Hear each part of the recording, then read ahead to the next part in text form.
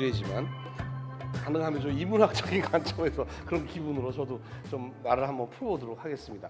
이 방송 때문에 조명을 머리를 딱 비치니까 여러분들 하나도 안 보여요. 그래서 좀 이걸 좀 약간 어둡게 하는 방법이 있나 모르겠네. 오케이, 훨씬 낫네요. 한번 넘겨보죠.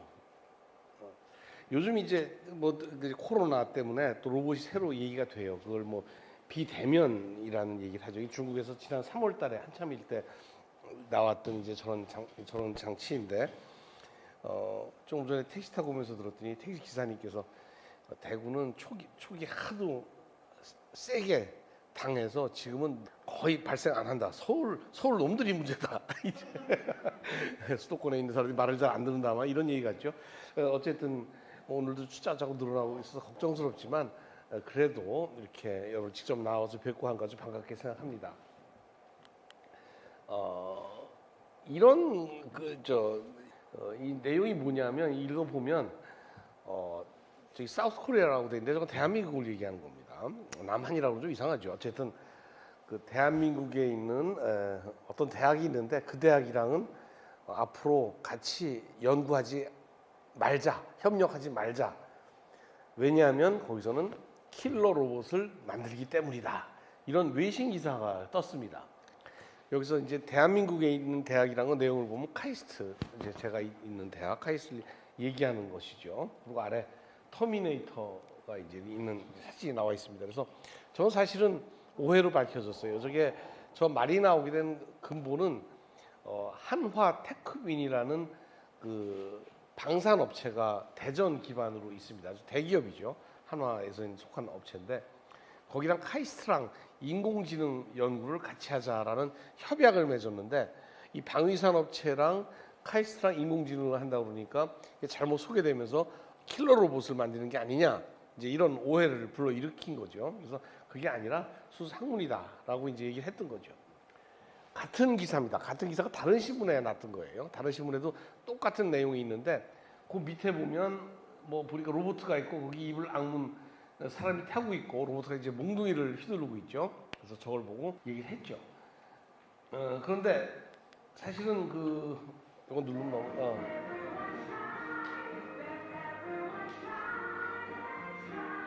이게 뭐냐면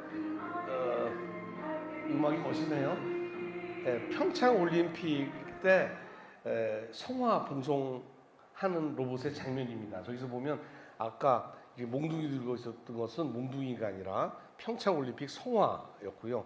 타고 있는 건 우리 학생이었고, 그래서 평화적으로 성화를 봉송하고 있는데 그 장면만 따니까 마치 로봇가 몽둥이를 들고 사람 잡으러 오는 것처럼 그게 오해를 불러일으켰던 겁니다. 그리고 또 이제 이런 것도 요즘 많이 소개돼요. 여러분들 뭐 유튜브 좋아하시는 분들은 이런 비슷한 로봇들을 많이 봤을 겁니다. 그리고 아래도 보면 또 이제 이런 로봇도 있죠. 이게 보스턴 다이나믹스라는 굉장히 유명한 회사예요. 이런 로봇만 연구하고 있고, 저도 저쪽 회사를 잘 알고 있는데 그 회사에서 아주 세계적인 독보적인 기술을 가지고 있습니다. 이렇게 인간용 로봇을 굉장히 아주 활발하게 뛰어넘고 하는 로봇이 나와 있어요. 사실 이 필름은 제가 한 2년 전쯤, 한 3년 전쯤 보고 최신 기록은 정말 더 멋있는 게 많이 있습니다. 많이 그걸 보셨을 텐데 제가 잘 안 봐요. 그거를 짜증이 좀 나서 너무 잘해갖고 요즘 그냥 아예 최신 건 아예 떠도 안 봅니다. 그리고 필름도 다운 안 받고 왜냐하면 저런 거 나오면 기자들한테 교수님 우리는 언제 저런 거 만들 수 있습니까? 이거 참 힘들죠. 그래서 어쨌든 이런 걸 보면서 많은 분들이 두 가지 생각을 하고 있는 것 같아요. 로봇이라는 게 뭐냐? 로봇이라는 것이 우리한테 굉장히 다가왔다는 것, 저런 로봇이 우리한테 참 편리하게 할 수 있다는 것, 동시에 무섭다. 저것이 나를 지배하면 어떡할까? 저런 로봇이 정말 킬러 로봇이 되면 어떡할까? 하는 두려움과 또 기대감이 동시에 있는 게 사실인 것 같습니다. 그래서 우리가 로봇에 대해서 이제 많은 걱정과 이제 기대를 하고 있는데, 전 사실 걱정은 안 해요. 우리가 생각하는 것처럼 로봇은 두려운 존재가 아니고, 강에서 얘기하겠지만, 오히려 우리가 로봇에 대해서 너무 환상을 갖고 있지 않는가 하는 데 대해서 우려를 많이 합니다. 여기 로봇에 기대라고 적어놨는데, 저거는 환상을 얘기하는 것이 아니라 우리 지금 사회에서 미래학자들이라든가 공학자들이라든가 아니면 뭐 이제 그 공업에 종사하시는 모든 분들이 이런 로봇이 기대하고 원하는 이런 방향에 대해서 한번 생각해 보도록 하겠습니다. 첫째 보면 제일 로봇을 지금 막 또 활용했으면 하는 데가 공장입니다. 공장의 기왕에 많이 자동화가 돼 있고 로봇이 많이 도입돼 있지만 앞으로 이것이 정말 더 잘 되지 않겠나 하는 생각을 해서 제가 제목을 스마트 팩토리라고 써서 정말 유행하고 있으니까 어쨌든 공장에서의 로봇 활용 방안에 기대가 큽니다. 두 번째로는 이거 우려와 기대가 섞여 있는 부분인데 노동의 대체. 이 사람이 하는 일 너무 힘드니까 이것이 로봇이 했으면 좋겠다라고 하는 것이 노동 현장이라든가 하다못해 편의점 사장님이라든가 뭐 아주 이런 곳에서는 말 안 듣는 알바생 저거 노동의 대체를 생각하고 있습니다. 세 번째로 또 많이 하는 것이 사회형 로봇이라는 겁니다. 예를 들는 것이 안내 로봇이라든가 뭐 돌보미 로봇 뭐 이런 거겠죠. 이런 사회형 로봇 이런 것이 로봇의 한 분야가 되겠습니다. 그리고 마지막으로 전문가 로봇 이거는 전문가들이 사용할 수 있는 이런 로봇들이죠. 그래서 크게 이렇게 볼 수 있는데 하나씩 좀 살펴보면 먼저 산업 현장에서의 로봇 스마트 팩토리라고 적어놨는데 산업 현장에서의 로봇 요즘 이제 제 첫 주 이제 그 스마트 팩토리라고 그러면 우리가 떠오르는 생각이 뭐냐면 스마트 팩토리 미래 공장 무인화 공장을 많이 떠올려요. 스마트 팩토리. 그럼 앞으로 스마트 팩토리가 되면 공장에 사람 다 없어지고 뭐 영화에 나오는 것처럼 이런 공장을 스마트 팩토리라고 오겠다라고 생각하지만 현실에 있어서 우리가 스마트 팩토리를 정의하는 것은 사실은 정보화입니다. 지금 우리 국가에서도 스마트 팩토리를 많이 만들어야겠다고 그래갖고 스마트 팩토리 추진단도 있고 또 성공 사례도 와서 뭐 대통령께서 와서 구경도 하고 막 좋다고 말하는데 그 공장의 실체가 사실은 정보화, 네트워크화입니다. 그래서 보면 기존에 기계들이 많이 있고 물류라는 것이 있는데 그런 것들 전부 다 정보화해서 일체화하겠다. 어떻게 보면 쭉 해오던 것들이에요. 해오던 것들을 지금 좀 세련되게 더 하는 거죠. 그걸 요새 스마트 팩토리라고 얘기를 합니다. 사실은. 그래서 이제 기존에 이제 자동화가 이미 잘 됐고 돌아갔던 곳을 정보화를 더 가속화시키고 일체화시켜서 공장을 좀 더 지능화하자. 그래서 좀 생산 물류라든가 이런 것들을 좀 지능화하자라는 게 스마트 팩토리의 개념입니다. 그리고 두 번째는 이제 그렇게 하고 그다음에 또 그런 분들도 생각하는 게 뭐냐면 기존에 자동화가 안 됐던 부분 아직도 사람 손이 많이 가고 뭔가 불편했던 분들을 좀 더 로봇을 많이 투입해서 로봇을 좀 더 그 공장 활성화시키자. 그래서 기존에 있던 것보다 새로운 분야에 대해서 자동화를 좀 더 많이 적용해보자. 로봇을 좀 더 많이 도입해보자. 이런 사용 범위 확장. 이것도 산업계에서 굉장히 관심 있는 부분들입니다. 그리고 세 번째로는 협동 로봇이라는 개념이에요. 이제 좀 이따 설명하겠지만 로봇은 현재 로봇이 한 대 도입되고 나면 그 옆에 사람이 못 갑니다. 로봇은 위험하기 때문에. 그래서 로봇을 도입하기가 굉장히 어려워요. 산업 현장에서. 예를 들면 편의점 하시는 사장님께서 로봇을 하나 들여놓고 싶은데 공장에 있는 로봇이 있으면 휙휙 소리 나고 무섭습니다. 그런 게 어떻게 종업원을 대체할 수 있을까? 그런 거를 생각해서 나온 것이 협동 로봇이라는 개념입니다. 그리고 이제 마지막으로 생각할 수 있는 것이 새로운 형태. 그거 말고 더 새로운 거 없을까? 이건 아직 연구 영역이죠. 됐다기보다도 이런 거에 대한 상상을 많이 하면서 공장에서 앞으로 점점 무인화를 가는 과정 속에서 점점 더 공장에 많은 로봇이 들어올 것이다. 이렇게 기대를 해보고 있는 겁니다. 이건 지금까지 공장의 얘기고 공장 아닌 곳에서 물론 공장도 포함되어 있지만 노동의 대체를 많이 생각합니다. 첫째로 하는 것이 3D 업종이에요. 사람을 못 구하는 겁니다. 일 안 하려고 그래요. 대표적인 게 요 지역도 있지만 이 조선업 같은 경우에 뭐 요새 뭐 저 큰 대우조선 뭐 삼성조선도 있고 뭐 우리 여기 진주 쪽에 가면 거기 굉장히 큰 사천 쪽에 가면 우리나라 조선업계가 많이 있는데 혹시 관심 있으신 분은 알고 계실 거예요. 가보면 용접이라든가 이런 걸 뭐 털어내고 하는 거나 페인팅 할 때 보면 막 이런 굴속 들어가고 뭐 완전히 방호복을 입고 들어가서 완전히 정말 열악하기 짝이었습니다. 너무 힘들고 위험하고 그다음에 그러다 보니까 그 대가도 많이 치러야 되고 너무 어려운 거예요. 그래서 실제로 그런 대형 조선업소들은 전부 다 로봇 자동화 연구팀을 다 가지고 있습니다. 그래서 그것들을 전부 다 로봇으로 어떻게 대체해보고 해보려고 노력을 많이 하고 있어요. 3D 업종이죠. 그래도 거긴 대기업이고 크니까 그렇다 치지만 뭐 염색 공장 같은데 지금 아무도 안 하는 무겁고 뭐 재처리 공장 같은데 너무너무 힘든 거예요. 그래서 아무도 안 하려고 그래요. 외국인 노동자도 안 하려고 그런다. 어째 이런 걸 좀 해보자. 그래서 3D 업종들, 전통적으로 노동 기피 산업들. 두 번째로 볼 수 있는 게 단순 노동입니다. 단순 노동. 그냥 너무 단순해갖고 막 하고 있는데 그렇다고 알바비가 많이 나간 것도 아니지만 교체도 많이 되고 뭐 이런 뭐 점원 같은 것들 뭐 여기 그렇게 일하시는 분 계신지 모르겠지만 예를 들면 단순 안내라든가 계산대라든가 요즘 보면 그 고속도로 같은 데 가보면 이제 이 요금 받는 거는 이제 뭐 요새 전자화로 다 돼 있고 많이 하이패스인가요? 일부 사람이 받고 있지만 이제 예를 들면 그런 부분도 자꾸 하이패스로 바뀌고 있죠. 이제 그런 부분이라든가 이런 단순한 이건 사람이 꼭 저런 일 해야 되나? 이거 다 기계할 수 있을 것 같은데 이런 부분들에 대해서 많은 교체. 요새 보니까 뭐 저 통닭도 이렇게 뭐 로봇하고 해준다고 그러고 이거 너무 힘들고 간단하니까 할 수 있을 것 같아. 단순 노동. 근데 세 번째로는 노동 강도가 높은 분야입니다. 노동 강도. 이건 사람이 하긴 하는데 너무 단위 시간 또 힘이 들어요. 이거 대표적으로 노동 강도가 높은 데를 물류 쪽이라고 합니다. 배송업체들. 특히 배송 뭐 혹시 알바 해보신 분 계실지 모르겠지만 상차 하차 같은 작업이 굉장히 왜냐하면 시간 싸움이에요. 30분 1시간 내에 다 내리고 다음 차 들어오고 이제 뭐 슬슬 할 수가 없습니다. 그러니까 허리도 못 펴고 빠른 시간 내에 일을 처리해야 되는 이런 것들. 그다음에 뭐 수산업 같은 경우에는 배가 내리면 아줌마들 수십 명이 와서 막 순식간에 막 고기 막 분류해야 되고 그래서 이런 부분들이 어떻게 빨리 좀 해야 되지 않겠는가 이런 생각을 하는 겁니다.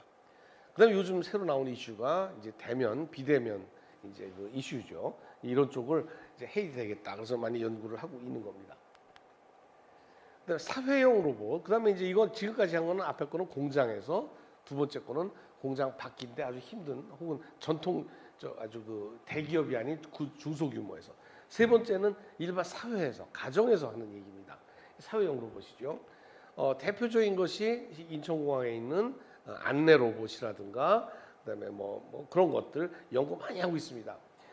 그리고 옛날에 제가 뭐 기가진이 빅스비 이런 거 적어놨는데 집에서 있는 스마트 스피커도 원래는 로봇부터 시작을 했던 사회용 로봇이죠. 제가 나오면 조금 더 자세히 하겠습니다. 그다음에 혹시 일본 여행 가 보시면 여러분들 뭐 페퍼라는 로봇이 이렇게 인사도 하고 이렇게 하는 거 보셨을 겁니다. 이제 그다음에 이제 이런 것들이 사회용 로봇이라고 그러고 굉장히 관심이 많아요. 굉장히 관심이 많다. 그다음에 이제 전문가 로봇이죠. 그다음에 특수 로봇들입니다.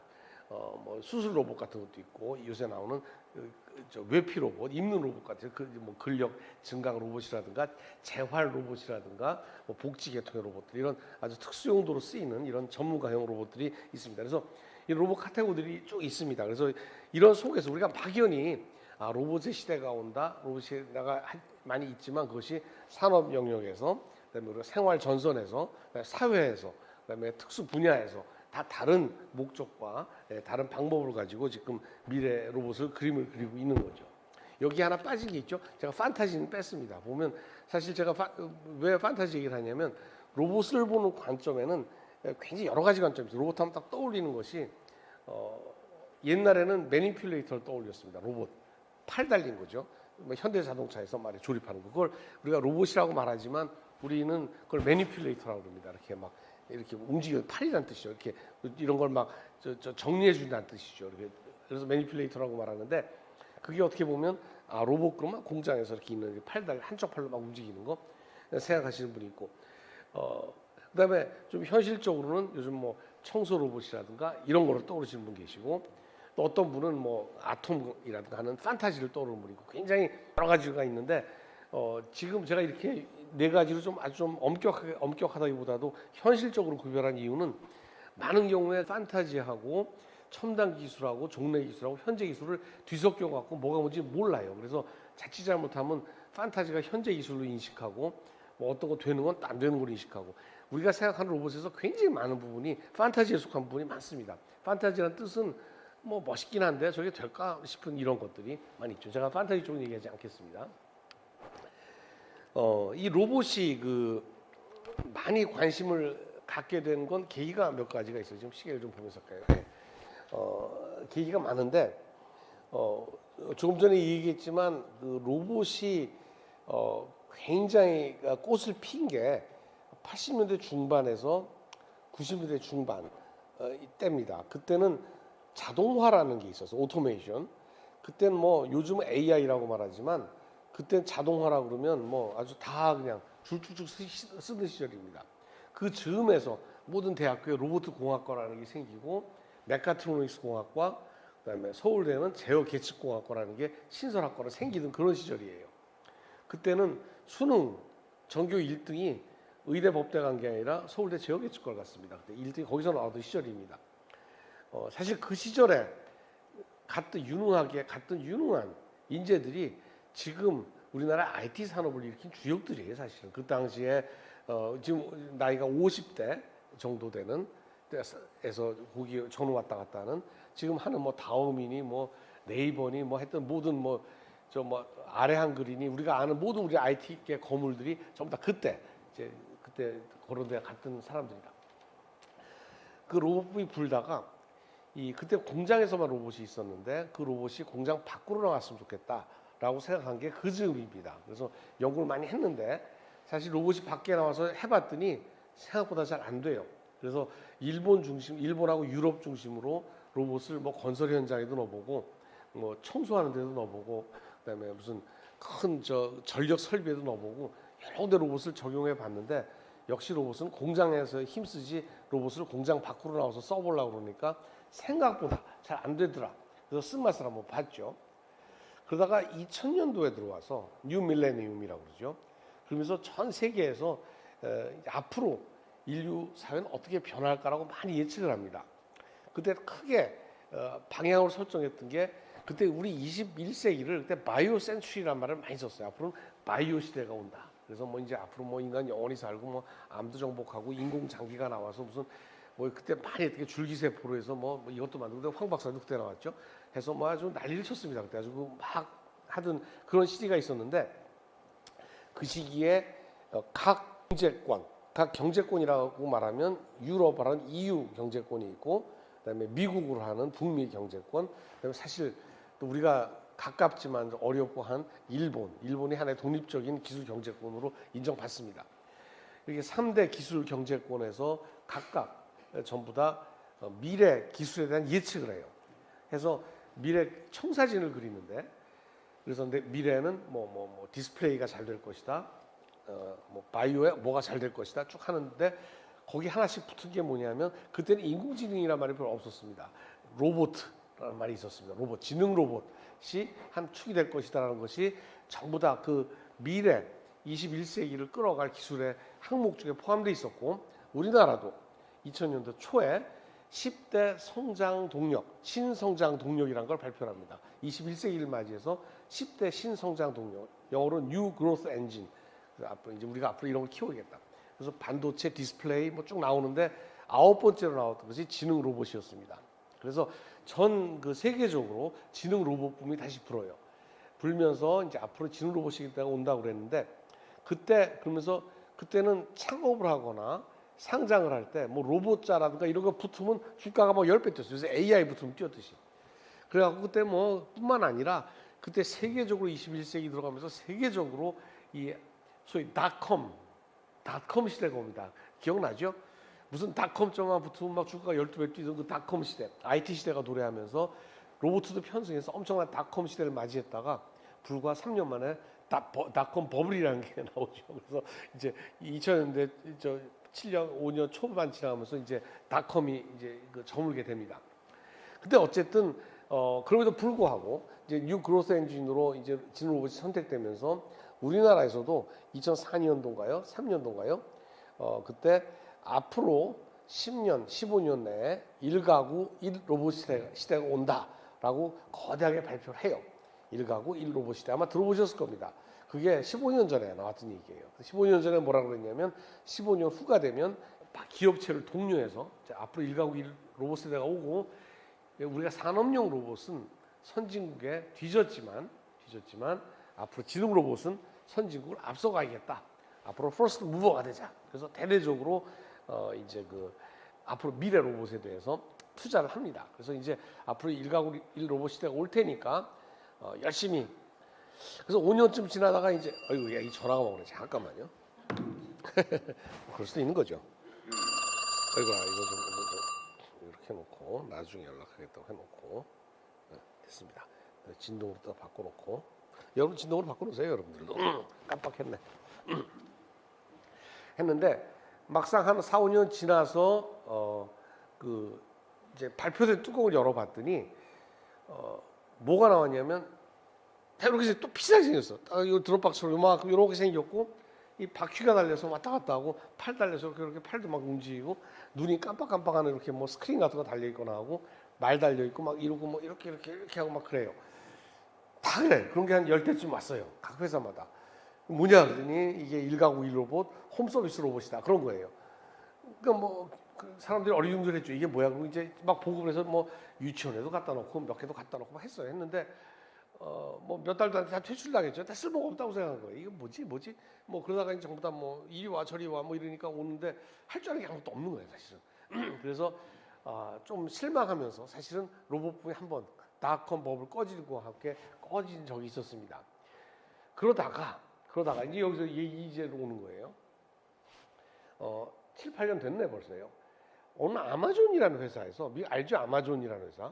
아마존에서 갑자기 앞으로 우리는 배달을 로봇으로 하겠다라고 선언을 해요. 로봇산업에 투자하겠다.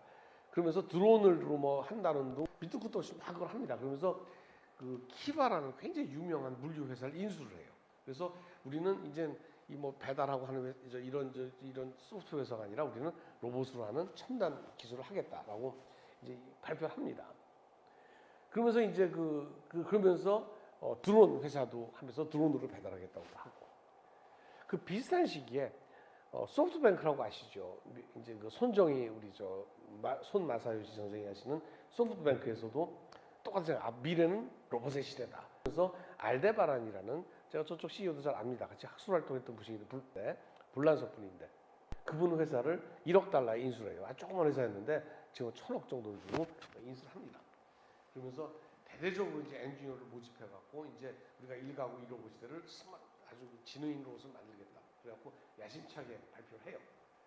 그래서 한 3년 정도 고생하다가 페퍼라는 로봇이 나오죠. 그래서 처음에 700대인가 1000대를 만들어서 연구자들한테 개발자들한테 공유해서 너희 이제 개발해라. 라고 얘기합니다. 그리고 이제 또 비슷한 시기에 구글이라는 회사가 있죠.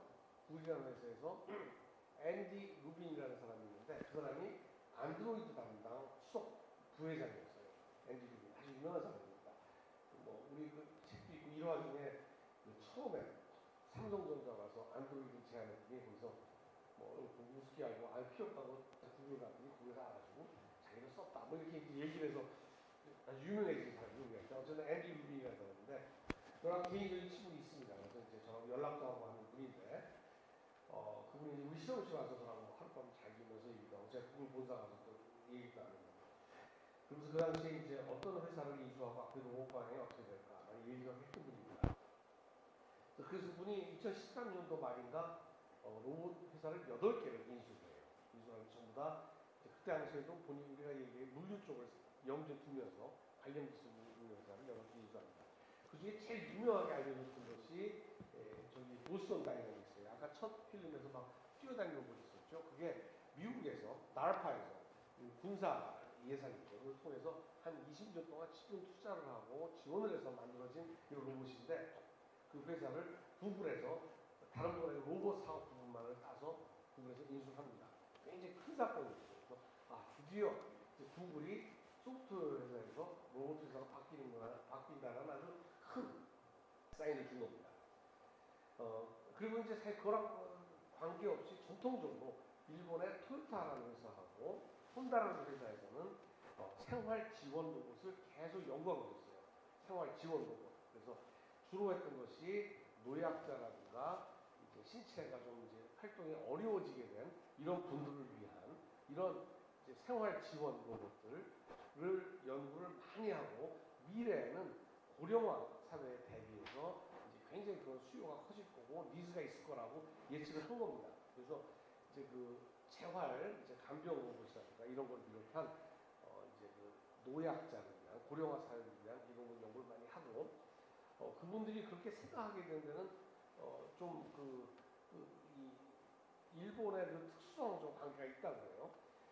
일본이 이제 고령화 사회가 우리보다 20년 정도 앞서 있고 일본은 전통적으로 그 저축을 많이 하는 나라다 보니까 저축이 굉장히 많이 되어 있는데 저축의 한 70% 정도를 고령자, 나이가 60 이상인 분들이 다 가지고 있고 실제로 차를 막 구매하고 할 사람들은 젊은 사람들은 돈이 없다는 거예요. 그리고 차도 안 살라고 그러고 뭐 대충 뭐 편하게 지내려고 그러고 뭐 대충 이러고 나니까 이제 예측을 한 거죠. 미래에는 이 자동차 시장이 좀 좁아질 것 같다. 이제 걱정을 하다 보니까 그렇다면 뭐가 잘 팔릴 것인가? 결국은 이제 집에서 자기를 편리하게 해주는 이런 것들이 더 좋지 않을까 이런 생각을 한 겁니다. 그래서 이제 쭉 연구를 해오고 있는 거죠. 어쨌든 2000년대, 이제 10년, 13년, 이제 2010년대 초반에 들어와서 새로운 로봇의 그 붐이 일기 시작했는데 특징이 뭐냐면 지금 보다시피 아마존이라든가 소프트뱅크, 구글 이런 회사들은 로봇하고 관계가 전혀 없는 IT 회사들이라는 겁니다. IT 회사들에서 이런 데 관심을 갖게 된다는 거에 대해서 굉장히 충격을 많이 받았죠. 우리나라에서도 그 비슷한 시기에 그보다 조금 후죠. 2015년쯤 돼서 우리나라도 이제 저런 분위기에 따라서 그다음부터 이제 굉장히 로봇을 많이 관심을 갖습니다. 삼성, LG 할 거 없이 저희들이 미쳤나 왜 저러지? 우리도 해야 되는 거 아니야? 그래서 막 관심을 갖다가 우리나라에서 대표적인 IT 회사인 네이버에서 먼저 관심을 가져요. 그래서 네이버 랩스라는 회사를 차립니다. 우리나라에서. 그리고 이제 그 로봇을 본격적으로 하고 거기에 초기 리크루트된 연구원들이 우리 실험실 졸업생들이에요. 그래서 이제 지금도 많이 아주 액티브로 활동하고 있죠. 안내 로봇도 하고, 그다음에 실내 지도 그리는 로봇도 하고, 그다음에 이제 많이 해요. 여기서는 구글이 뭡니까 네이버라는 그 회사의 특수성이 있죠. 거기는 IT 기반 그 플랫폼을 구축하고 있는 그 기업이기 때문에 그것을 보완할 수 있는 실내 내비게이션이라든가 이런 쪽에 이제 관심이 많이 있습니다. 어쨌든 네이버라는 회사에서 다 학교랑 굉장히 열심히 관계를 하고 있고, 그다음에 LG에서도 5년 전에 발표를 했습니다. 우리가 로봇 사업에 뛰어들겠다고 발표를 합니다. 저도 그쪽에 계신 실제 헬스 분들하고 회장님들하고 굉장히 많이 말씀을 나눠주고 해서 어쨌든 시작했어요. 그래서 인천공항에 있는 그 안대로부터 LG 겁니다. 소속로봇이. 그다음에 SG 로보틱스라는 회사도 인수해서 착용용 로봇.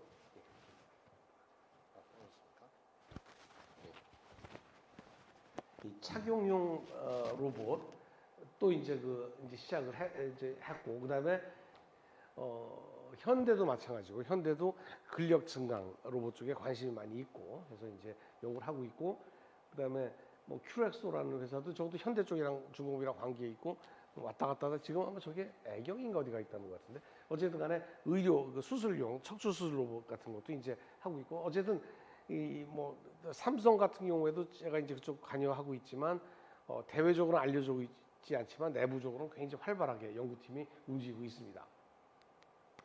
그래서 지금까지 지금 이제 큰 틀에서 로봇이 어떻게 우리한테 다가오고 산업계에서 이제 어떻게 적응됐나라는 걸 이제 좀 이렇게 큰 줄기만 한번 살펴봤습니다.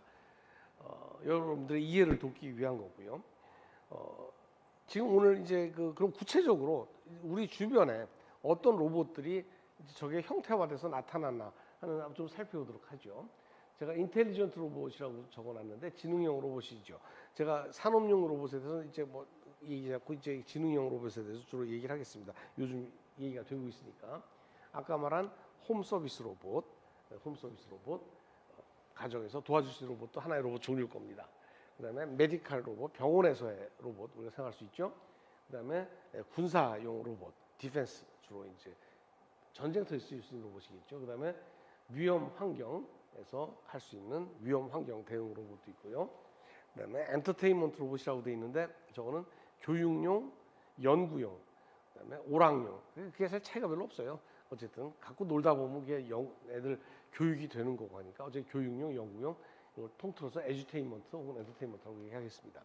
그다음에 이제 마지막으로 적은 것이 재활, 사람의 정신적, 물리적 걸 도와줘서 힘을 증강시킬 수 있는 재활 이제 로봇이 이제 또 한 분야가 되겠습니다. 뭐 저게 군사용 로봇의 전형적인 모습은 아니고요. 우리가 이제 많이 생각하는 것이 아까 처음에도 얘기했지만 로봇 그러면 자꾸 킬러 로봇을 생각하고 로봇이라는 게 로봇의 뭐 3원칙이라는 것도 있어서 듣자 하니 어쨌든 사람을 위해서 뭐 잘해보자 뭐 이렇게 배운 것 같은데 왜 갑자기 군사용 로봇이냐 그래서 좀 의아해하고 하지만 사실 로봇 중에서 제일 많이 연구비를 투입하는 쪽이 군사용 로봇입니다. 군사용 로봇이고 실제로 지금 그 여러분들 여기 많이 계시지만 로봇이 난 로봇 없으면 못 살아 로봇이 있어야지만 나 살 수 있어 라고 하는 사람은 없을 거예요. 뭐 필요 없죠. 내가 뭐 사는데 스마트폰 하나만 있으면 되지 뭐 로봇 필요 없다고 탁스벌 다 해주는데 그렇죠. 그렇습니다. 그러니까 필요성이 없으니까 수요도 없고 투자도 적은 겁니다. 어떻게 보면. 그리고 지금 로봇 연구한 사람들은 이 사람들이 뭘 필요할 것 억지로 만들어서 이러 있으면 좋지 않을까 자꾸 얘기를 하는 거지. 그럼 정말 필요한 데는 어디냐? 나 로봇 없으면 죽어. 나 죽어. 군대입니다. 군대예요. 군대. 왜냐하면 여기에 이렇게 있는데 시커먼 박스가 있어요. 저기 폭탄이 들어있을 것 같아. 들어있을 확률이 50%가 넘어요. 아니면 10%야, 10%. 자, 그러면 이제 열어보자 그랬더니 네가 열어. 그러니까 야, 내가 왜 가? 네가 열어. 뭐 그럴 거 아니에요. 가위바위보해서 진 놈이 가자. 아니 뭐 그럴 수도 없고 말이에요. 무섭잖아요. 야, 그러지 말고 돈 걷어서 우리 로봇 사자. 이게 낫지. 예? 자, 그래서 군사용 로봇이 나온 겁니다. 야, 그러니까 우리 저거 열어보는데 우리 자 그러지 말고 돈 걷자. 연구하자. 돈 투입해서 한 다음에 했어. 근데 로봇이 어떻게 생겼나 봤더니 저렇게 생겼어. 저렇게. 무식하게 생겼어. 생겼는데 값은 말도 안 되게 비싸. 무지하게 비싸요. 갔더니.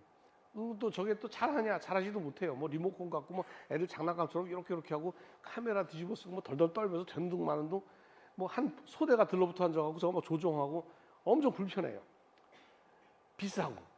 그럼에도 불구하고 갖다 팽개치고 내가 손으로 열 용기는 또 없는 거야. 그러니까 비싸고 불편하고 완성도도 떨어지지만 쓸 수밖에 없는 환경 속에 놓인 게 바로 군사용 로봇입니다. 이게 절박함이 있는 거예요. 자, 그래서 군사용 로봇의 목적은 뭐냐면 기본적으로 나 죽기 싫은 겁니다. 우리 하나 안 죽을래. 우리 군인의 생명을 보호하는 게 1번. 두 번째 목적은 뭐냐면 저기는 목표물, 저기 나쁜 목표물이 있어요. 이게 뭐든 간에 뭐 핵시설일 수도 있고 뭐 사람일 수도 있고 뭐 장치일 수도 있고 뭐 있겠죠. 저거를 없애야 될 것 같아요. 저는 없애고 싶은 거야. 저거를 없애고 싶은데 저 없애려고 그러면은 옛날 같으면 이게 또 숨겨져 있고 말이에요. 그러니까 이거 없애려고 그러면 에라 모르겠다. 근처에다 그냥 폭탄을 수백 발을 갖다 막 떨어뜨리고 난리 법석을 쳤어요. 이렇게 갖고서 이제 제거했는데 그러다 보니까 피해가 너무 큰 거야. 뭐 주변에 있는 사람 다 죽고 시설 다 망가지고 너무 복잡한 거예요. 그러니까 그러지 말고 우리 기똥차걸 만들어 갖고 슉 찾아가 갖고 고기 있는 거 다 모기약을 왜 뿌리냐 온통 막 냄새나. 그러지 말고 모기를 잡은 다음에 입에다가 한 방울 떨어뜨리면 되지 않냐. 말은 안 되지만 뭐 그렇게 할 수도 있는 거 아니에요. 그러면 되잖아. 깨끗하게 그놈만 탁 없애자. 그게 하는 드론입니다. 드론. 가서 딱 목표만. 그게 크루즈 미사일이고 드론이란 거예요. 그래서 굉장히 무섭게 생각하지만 근데 그러면 왜 자꾸 사람들이 다치냐? 그거는 그걸 명령 준 사람이 잘못된 정보에 의해서 잘못 터뜨려서 그런 거지 이 로봇의 잘못은 아니죠. 이 뭐 세 번째 창문에 가면 나쁜 놈이 있으니까 골로 들어가라는데 하필 그 세 번째 창문에서 나가고 딴 아줌마가 들어왔어. 이게 참 문제가 되는 거죠. 근데 그걸 할 수 없죠. 그건 뭐 로봇의 잘못일 수도 없고 취지는 뭐냐? 결국 적군이 됐건 우리 편이 됐건 상관없이 사람의 생명을 최소화하고 거의 없으면서 목표를 달성했으면 좋겠다라는 게 사실 군사용 로봇의 목적입니다. 그래서 거기에 대해서 연구를 하는 것이고 뭐 킬러 로봇 이런 거 존재하지도 않고 만들지도 않아요. 말도 안 되는 얘기죠. 이거 소리를 좀 줄여도 될 것 같아요. 볼륨 좀 다운해 줄까요? 예, 예. 아까 말한 페포라는 로봇입니다. 이제 제가 아까 모두에 말씀드렸지만 일본에 우리나라에도 들어온 게 있어요. 몇 개 들어왔다고 하는데 실제로는 뭐 이제 영국으로 이렇게 들어와 있고 일본에 가면 아마 은행 앞이라든가 어디 이제 큰 건물 들어가면 저런 데서 하나 하면서 인사하면서 이렇게 하는 걸 봤을 겁니다. 이런 걸 보고 아까 말한 사회형 로봇이라고 말합니다. 사회형 로봇. 사회형 로봇은 어떤 특징이 있어야 되냐면 자기 스스로 활동하면서 움직일 수 있는 능력이 있어야 돼요. 오퍼레이터가 있으면 안 됩니다. 자기 스스로 판단해서 해야 되고 그 말 속에는 뭐가 포함되어 있냐면 자기가 하는 대상, 사람이겠죠. 사람의 의도를 파악할 줄 알아야 돼요. 아, 저 사람이 무슨 생각을 하고 있구나, 뭘 원하는구나 해서 그 의도가 파악되고 나면 그 의도에 적합한 반응을 해줘야 되죠. 자, 이런 반응, 그걸 갖다 뭐라고 말하냐면 선행적 행동이라고 해요. 프로액티브라고 그래요. 프로액티브. 시키지 않아도 한다라는 거죠. 제가 이렇게 쓱 가면 아까 관장님, 교수님 오셨어요. 제가 나한테 인사해. 이렇게 말 안 해도 교수님 알아보고 인사하면 내가 그러십니까? 뭐 하면 내가 요구하지 않더라도 커피 미리 타놨는데요. 이제 이렇게 하는 것들. 혹은 방에 들어갔더니 들어가기 전에 더운데 벌써 에어컨이 시작 켜져 있다든가 하는 이런 것들이 있어야 돼요. 자, 그래서 사람은 그걸 되게 잘해요. 사람 딱 보면 이 사람이 화났구나. 그러면 예쁜 말 해야지. 뭐 기분 좋네. 좀 얻어먹어볼까? 뭐 이렇게 뭐 머릿속이 복잡해지겠죠. 자, 그런데 이 로봇이 이걸 어떻게 알겠어요, 걔가? 어떻게 알지? 방법이 없잖아요. 근데 잠깐 사회적 로봇이 되려고 그러면 어쨌든 저 사람의 의도는 알아야 되겠는데 알 수 있는 방법이 없죠. 그래서 뭘 생각하냐면 모델을 만든다. 모델을 감정 모델을 만들어요. 예를 들면 어떤 사람이 바쁘게 나한테 걸어온다. 저건 바쁜 사람이니까 피해주자, 싹 비켜주자. 그럼 모델 빨리 온 놈한테 오면 비키자. 자, 오케이, 빨리 온 놈은 급한 놈이다. 예를 들면 그다음에 두리번 천천히 와서 오는 궤적이 지그재그다. 그러면 저놈은 길 찾고 있는 거구나라고 생각해서 가서 뭘 도와드릴까요? 이렇게 얘기를 하는 거. 예를 들면 그다음에 어떤 사람이 뭐 서서 가만히 있으면 심심한가 보다. 가서 어떤 말을 건다든가 이런 모델, 이러면 이럴 것이다. 저건 저럴 것이다라고 가정을 하는 거죠. 그거 모델이라고 그래요. 모델. 가장 감정 모델. 근데 예를 들면 어떤 분은 막 그냥 그래서 그 모델대로 근데 문제는 뭐냐면 사람들이 그 모델대로 꼭 행동을 하느냐는 얘기죠. 어떤 사람은 기분 좋을 때 쓰다듬어 주는데 어떤 사람은 기분 나쁠 때 쓰다듬는 사람도 있고, 그다음에 뭐 톡톡 때리고, 그래서 몸은 여기에 그걸 감지할 수 있도록 마이크가 있고요, 카메라가 있고, 여기에 머리에 이렇게 터치 센서가 있습니다. 그래서 앞에서 말하는 사람이 다가와서 얘기를 하는데 막 음의 높낮이가 크다든가 빠르다든가 말이 뭐 파열음이 많이 들어가면 이 사람 욕하거나 굉장히 나쁜 소리 하고 있구나, 말은 못 알아들어도. 그다음에 부들부들하고 이렇게 유심히 본다 그러면 이 사람에 대해서 관심이 있구나. 이제 이런 여러 가지 이거 딥러닝이라고 그럴까요? 이런 과정을 통해서 이제 이 사람들의 그 감정을 모델링합니다. 이제 그러다 보니까 어떤 문제가 생기냐면 그 모델대로 모델이라는 거는 똑같다는 얘기예요. 근데 사람마다 반응이 다 틀리기 때문에 그 모델대로 했을 때 보면, 그래 사람들이 몇 번 하다 보면 속이 다 뒤집어 보이는 거예요. 이놈이 뻔하잖아요. 이렇게 좋다고 그러고 이렇게 하면 싫다고 그러니까 모델이 금방 뽀록이 나는 거죠. 들키는 거죠. 그다음에 모델을 잘못 인식하는 경우가 무지하게 많죠. 그냥 천천히 걸으면서 딴 생각 없는데 가서 말 걸으면 짜증날 때도 있고, 아니면 엉뚱한 소리 할 수도 있고, 정말 급한데 얘가 찾아도 오지도 않고 이럴 수도 있고. 그래서 이 의도대로 움직이면서 한다는 것이 너무 어렵기 때문에 이것을 좋아하는 사람이 있고 또 좋아하지 않는 사람이 있습니다. 굉장히 다를 수가 있다는 얘기죠. 그래서 이런 것이 우리가 로봇을 연구하는 사람이 가장 아주 그 사회용 로봇에서 가장 많이 연구하는 것이 이 감정 모델링입니다. 어떻게 상황 판단해서 이 상황을 제대로 판단할 것이냐, 이 사람의 의도를 파악할 것이냐라는 거죠. 저는 이거 연구하시는 분한테 항상 하는 얘기가 있어요. 저는 로봇처럼 만들지 말고 자동문이 이렇게 열리는 문, 거기다 이렇게 이런 센서를 달아서 이 사람이 이 문을 들어올 사람인지 앞으로 왔다 갔다 하는 사람인지 판단하는 알고리즘을 넣어서 괜히 쓸데없이 문 열리지 말고, 그래서 걸어오는 사람, 빨리빨리 걸어오는 사람은 오기 전에 탁 열어줘야지. 너무 반응이 느리면 코앞에 가서 기다려야 되고, 그다음에 너무 또 잘 열리면 지나가는 놈마다 다 열어주니까 정신이 없고.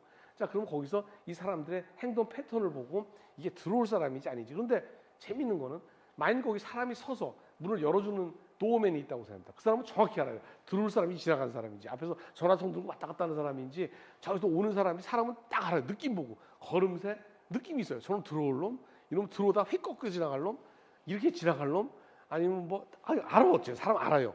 근데 이 로봇 좀 알았으면 좋겠다 이거죠. 예를 들면 그런 것들입니다. 이 감정, 사람의 행동 패턴을 보고 의도를 어떻게 파악할 것인가. 이게 사회형 로봇의 가장 근본적인 거고, 이거 연구하는데 우리 인문학자들 많이 들어요. 심리학 연구하시는 분들 이런 연구 굉장히 많이 그 패턴, 사람 행동을 연구하는 논문들이 많아요. 그래서 요즘 보면 융합의 시대라서 심리학하는 사람이 뇌학하는 사람이 로봇 쪽으로 많이 넘어옵니다. 이제 특히 사회형 로봇 쪽 하면서 굉장히 많이 인문학적인 요소들이 굉장히 많이 들어오고 있다. 이건 이제 아까 말한 이제 그 키바란 로봇입니다. 물류 로봇이 이제 실제로 보여드리는 건데, 원래 물류 로봇이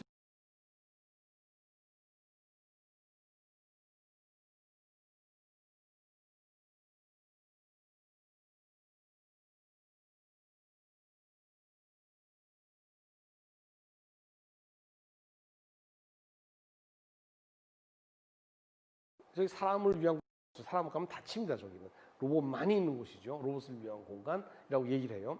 그걸 갖다가 구조화된 공간, 또 이렇게 말하십니다. 구조화된 로봇을 위해서 구조화된 공간. 자, 구조화된 공간은 로봇이 일하기가 좋아요. 딱 로봇한테 맞춰 구조화 시켜놨으니까.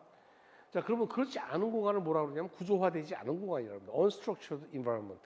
자, 우리가 원하는 건 뭐냐면 물류 창고라든가 여기에서 뭐 이런 거 옮기는 것 같은 거 여기서는 로봇을 위해서 구조화되어 있지가 않아요. 자, 그러면 어떻게 로봇이 비구조화된, 구조화되지 않은 공간에서 로봇이 어떻게 움직일 것이냐, 위치를 이동할 것이냐 하는 얘기죠. 로봇이 본질은 뭐냐면 위치 이동이라든가 매니플레이션, 뭘 핸들링하는 이런 기술이 없으면 로봇이 아니죠. 그냥 소프트웨어죠. 로봇은 움직일 수, 이렇게 움직이거나 팔 같은 거 쓸 줄 알아야 됩니다. 자, 근데 이 두 기능인데, 그래서 그 움직이는 기능에서 이 비정형화된 공간에서 어떻게 움직일 것인가 굉장히 중요한 이슈입니다. 우리가 로봇 연구하는 사람들이 많이 연구하죠. 예를 들면 어떤 분이 뭐 저거 사놓으면 좋은데 약국을 하고 있는데 약사가 맨날 약통에서 약을 끓여와서 뭐 오르고 하는데 그놈 갖고 로봇을 좀 시키고 싶어요. 자, 그렇다고 저런 걸 설치할 수는 없고 어떻게 되면 이런 비구조화한 곳에 구조화된 곳에 간단히 설치해서 여기서 이렇게 짐도 정리하고 쉘프도 정리하는 로봇을 만들고 싶다. 이런 욕망인 거죠. 그래서 비구조화된 공간에서 마치 사람이 하듯이 이 쉘프도 정리하고 물건도 꺼내서 앞에 갖다 주고 그러면 저 꼴보기 싫은 알바놈 안 써도 되고 얼마나 좋겠어요. 이런 생각을 하는 거죠. 죄송합니다. 이제 그런 표현을 써서 그냥 우리 통상적인 표현을 써본 거예요. 뭐 그럴 수 있죠. 사장님 입장에서는 또 점원 입장에서는 꼴보기 싫은 사장님이 계속 똑같이 어쨌든 간에 이제 그런 이제 욕망이 있는 겁니다. 그래서 그런 것이 우리 로봇을 연구하는 사람들이 또 이제 많이 제공해야 될 기술이다 하는 얘기죠. 여기 보면 이제 저 안내 로봇같이 생긴 로봇이 있는데 이 로봇은 그 미국에 있는 한 회사에서 만든 호텔 룸 서비스 로봇이라고 알려진 로봇입니다. 사비오케라는 회사인데 저거는 방 청소하는 건 아니고 호텔 방에서 뭐 수건이라든가 뭐 물이라든가 뭘 갖다 달라고 말을 하면 그것을 자기가 물류 창고에서 자기가 찾는 건 아니고 물류 가서 A 뭐 몇 호실이 뭐 달라고 합니다라고 하면 거기다 주면 제가 찾아가서 그 문 앞에서 뭐 전화 걸어서 뚜껑 열어서 주는 뭐 이런 행위를 하는 거예요. 이제 벨보이처럼 왔다 갔다 하는 건데 이 로봇한테는 사람한테 간단한 일이 상당히 어렵습니다. 저기서 무슨 어려움이 있을까요? 저기서는 자 일단 어떤 A라는 곳에서 B라는 곳으로 이동하는 겁니다. 이동하는 거죠. 예를 들면 제가 이 방에 있을 때 여기에서 저쪽으로 가는 거예요. 뭐 이런 겁니다. 목적이. 자 그러면 우리는 그냥 가면 돼요. 가면 되는데 사실 그냥 가는 것 같지만 사실 머릿속이 순간적으로 복잡합니다. 요렇게 갈까? 요렇게 갈까? 길 두 개 아니야. 이것도 생각해야 되고 요 층계로 갈까? 저 층계로 갈까? 그것도 생각을 해야 되고 그 다음에 에라 모르겠다. 그냥 의자를 뛰어넘어서 직선으로 갈까? 뭐 이것도 방법이고 가지 말까? 그다음에 문도 여기 있고 저 문이 있어요. 자 어느 문으로 갈까? 그다음에 만약 여기 장애물이 있다면 이 장애물을 가까운데 장애물을 좀 힘들게 갈까? 아니면 멀지만 편하게 돌아갈까? 부터 생각을 해서 머릿속이 복잡합니다. 뿐만 아니라 그 전에 이 방의 모습을 완전히 그림을 그려야 돼. 다 알아야 돼, 이 방에. 싹 그냥 순간 여긴 층계가 있으니까 이 층계 못 가나. 오케이, 그러면 램프로 가야지. 어쩌 램프는 뭐네? 층계 뛰어넘을까? 이 방의 상황을 다 인식해야 되고 그다음에 그 또 중요한 건 뭐냐면 이 방 중에 내가 어디에 있는지 알아야 됩니다. 어디는 객관적으로 알아야 돼요. 알아야 돼요. 그 다음에 세 번째가 그럼 어떻게 갈까? 이 세 가지. 자, 제일 처음에 해야 되는 게 뭐냐면 매핑. 이 방에 있는 지도를 그려야 되고 두 번째 로컬라이제이션. 그 방 속에 내가 어디 있는지 알아야 되고 세 번째 그다음에 어떤 식으로 해서 가야 된다. 그래서 그걸 매핑, 로컬라이제이션, 내비게이션 이 세 가지를 얘기합니다. 우리가 요새 자율운전차 있죠. 요새 많이 하고 있는데 자율운전 얘기 많이 하고 있는데 거기서는 매핑은 거의 하지 않아요. 매핑은 누가 해주냐면 원래 지도 데이터를 가지고 있거나 GPS가 매핑 앤 로컬라이제이션 해줘요. 너는 어디에 있고 어느 지도상에 수성구 뭐 무슨 구에 어느 골목에 어느 골목 코너에 있다라는 거를 GPS가 가르쳐줘요. 그래서 로컬라이제이션이 필요가 없어요, 사실은. 그러나 GPS가 없게 되면 그다음에 내가 어디 있는지 알 수 있는 방법이 없잖아요. 자, 우리는 어떻게 로컬라이제이션 가면 뚫레 보고 야 여기가 뭐 무슨 아파트 앞이고 어디니까 내가 여기에 있네. 우리도 또 이 방에서는 쉽게 로컬라이즈 하지만 여러분들 저기 어디 강원도 산에 딱 떨어뜨려 봐요. 어떻게 집 찾아갈 거예요? 뭐 뚫레 아무리 산밖에 없는데 못하죠. 로봇도 똑같습니다. 자 어쨌든 그다음에 이제 하는 게 이제 내비게이션은 이제 이제 가는 우리가 어느 길로 가냐 하는 문제죠. 예를 들면 청소기 입장에서 보면 우리 청소기를 한번 보세요. 청소기도 보면 딱 갖다 놓고 땅에 딱 내려놓으면 미션은 뭐냐면 내가 속한 모든 공간을 한 번, 두 번 가지 말고 한 번씩 훑고 지나가게 목표입니다. 두 번 왔다 갔다 하면 안 되겠죠. 그걸 가장 효율적으로 내가 속한 이 모든 연속된 공간을 한 번 싹 훑고 지나가자. 그게 청소기의 목표예요. 자, 거기에 들어가려면 매핑해야 되죠. 로컬라이제이션, 내비게이션 해야 돼요. 왜냐하면 지도를 그려야 뭐 하고 그다음에 내가 어딘지 알아야 뭐 알아서 두 번 안 가고 한 번에 지름길을 찾고 할 거 아니에요. 자, 여러분 한번 생각해 보세요. 아는 길을 모르는 로봇가 뭘 알겠어요. 자, 강원도 산골에 딱 하나 딱 가운데 갖다 놓고서는 이제부터 이 길 저 길 다 다니면서 청소를 하고 싹 끌고 다니. 지도도 아무것도 없어요. 얼마나 갑갑하겠어요. 똑같습니다. 자, 그럼 어떻게 하냐면 그래서 이제 거기서 하는 것이 처음에 뭐 그래서 여러 가지 방법을 써요. 여기다 이렇게 뭐 센서를 해서 적외선 센서를 쏴갖고 거리를 막 주변에 단난다. 얘는 사람 눈이라도 뜨고 있지 얘는 눈도 없잖아요. 카메라가 뭐 바닥 깔려서 보이겠어요. 우리가 강원도 산골에 떨어진 거랑 똑같습니다, 사실은. 자, 그래서 이제 뭐냐 근접 센서도 놓고 그다음에 좀 멀리 볼 때는 초음파 센서도 쓰고 그다음에 카메라 보죠. 카메라 시야는 좋지만 그래도 바닥이라도 이렇게 카메라도 보기도 하고 요새 유행하는 라이다, 레이저로 쓴 이쪽에 레이더 같은 거예요. 그건 한 3, 4m까지 볼 수 있습니다. 또 거리를 막 뱅뱅 돌아가면서 라이다로 측정하고 또 요즘 스마트한 것들은 카메라가 하늘을 보고 있어요. 그래서 천정을 보면 패턴이 보이고 바닥은 안 보이고 천정은 보이니까 천정에 있는 무늬를 보고 이게 아까 왔던 길, 안 왔던 길. 그다음에 끝나고 나면 이제 갔던 길 이렇게 하고 아까 안 갔던 길 갔던 길 빼고 안 갔던 길만 골라서 툭툭 치고 돌아가요. 우리가 볼 때 청소기가 이렇게 하는 거 보면 좀 멍청하고 갑갑해 보이지만 걔는 굉장히 나름대로 복잡한, 굉장히 또 논리적인, 또 어떻게 보면 지능적인 방법을 사용해서 그걸 찾고 있는 겁니다. 그래서 이런 것들이 로봇한테 갖다 놓고 너 여기서부터 집 찾아가라고 말하는 건 아무도 모르는 사람인데 강원도 산골 갔다 오고 집 찾아가는 게 똑같은 얘기예요. 여러분들 하는 그 골치 아픈 걸 다 해야 됩니다. 그걸 어떻게 하느냐? 시행착오할 수밖에 없는 거죠. 그래서 이런 문제들이 우리가 굉장히 많이 다루는 문제다. 특히 아까 말했듯이 로컬레이션 매핑은 우리가 GPS를 통해서 실외에서는 처음 보는 것도 그냥 알 수 있어. 그냥 뭐 지도에 나와 있으니까. 근데 문제는 우리가 헷갈리는 게 뭐냐면 지하상가 들어갔을 때 다 까먹습니다. 우리 서울 가면 코엑스라는 데 가시나 가면 맨날 길 잊어버려갖고 길도 못 찾아요. 여기다 아마 그 상가 들어가 길 못 찾을 겁니다. 사람도 못 찾아요. 도대체 내가 아까 왔던 길인지 안 왔던 길인지 아까도 이 박스 여기도 아까 맥도날드에서 또 맥도날드라고 말이에요. 내가 옛날에 처음에 일본 갔을 때 아키하바라라는 데 갔어요. 아키하바라. 갖고 이제 오케이 나 여기야. 갔더니 큰 알게요. 라옥스라는 그 양판점이 라옥스 앞에 딱 여기 이제 다리 앞에 딱 서 있어서 왔는데 30분 돌다 보니까 라옥스 12개도 넘어요. 12개. 일라옥스, 설라옥스. 라옥스마다 다 다리가 있는 거예요. 또 뭐 거기 이 개울이 많잖아요. 뭐. 다 똑같아 내 눈에. 자, 그런 일이 빠질 수 있는 거죠. 이제 그걸 어떻게 하느냐. 우리한테는 절대 쉬운 문제가 아니다. 하물며 로봇은 얼마나 어렵겠어요. 아까 이제 스마트 스피커 얘기가 또 나왔네요. 스마트 스피커. 원래 스마트 스피커가 이제는 원래는 아까 홈서비스 로봇처럼 원래 시작은 바퀴 달려 있고 팔 달리고 모니터 달리고 스피커 달리고 했던 이런 서비스 로봇이었습니다. 시작 자체는. 그러다가 바퀴 있어봐야 쓸모가 없어요. 뭐 집에 밥 해줄 것도 아닌데 뭐 왔다 갔다 해봐야 정신만 사나우니까 바퀴 띄워버렸어요. 그냥 책상에 놔두자. 이제 팔 갖고 신난다고 막 빨짝빨짝거리고 막 해요. 그러니까 그것도 필요가 없어요. 팔 뭐 있어봐야 소용이 없어. 띄워버렸어. 팔도 띄워버리고. 얼굴 갖고 빠긋빠긋거리는데 꼴도 보기 싫으니까 띄워버렸어. 그것도. 남은 건 스피커만 남은 겁니다. 저렇게 스피커. 그럼 이제 스피커만 하니까 쫑알거릴 거 아니에요. 쫑알거릴 건데 그럼 이 쫑알거린다는 게 뭐예요? 저게 아까 말한 사회용 로봇이기 때문에 제가 사람의 의중을 잘 알아야 됩니다. 껴들 때 껴들고 빠질 때 빠져야죠. 진이야 그러면 착 이제 저 불렀어요 이래야 되는데 그냥 친구 동생 이름이 진이라서 네가 진이야 그랬더니 또 왜 그래요? 그러면 짜증나잖아. 사람 눈치껏 자기 불렀는지 안 불렀는지 알잖아요. 진애가 왔다 갔다 하는데 진이에 저 불렀어요 또 이러고 그러기도 하고.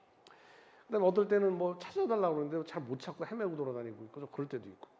어쨌든 그렇습니다. 그래서 이놈도 알아갖고 이제 사람들 근데 이게 그렇죠. 그리고 이제 저기는 항상 저거를 설치해 주는 분이나 하는 분들이 광고하기를 뭐라 그러냐면 얘는 아주 엄청 똑똑해 갖고 뭐 궁금한 거 있으면 물어보면 다 알려준다 이렇게 얘기를 합니다. 궁금한 거. 그래서 저도 이제 그 이런 데 종사하다 보니까 이제 저는 대기업 비롯해서 이제 저런 걸 개발하는 분들은 이제 저를 불러서 이제 이런 훌륭한 거 있으니까 좀 봐달라고 얘기를 많이 해요.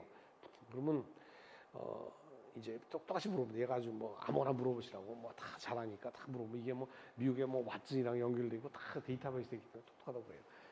물어보라 그러면 좀 난감해요, 사실은. 사실 물어볼 게 뭐 있습니까? 사실 궁금한 거 많죠. 뭐 바이든이 될 것 같으냐, 뭐 트럼프가 어떻게 할 거냐 이런 거 물어보고 싶은데 알 리가 없잖아, 얘가. 그러니까 나도 상식 있는 사람이니까 얘가 알 것 같은 거 물어봐야 될 거 아니에요. 딱 봐도 초등학생 때 아무거나 물어본다고 야 그러면 뭐 야 아인슈타인에 뭐 이런 거 물어볼 수도 없는 거고. 그러니까 얘가 알 만한 게 뭔지 그게 고민이니까요, 사실은.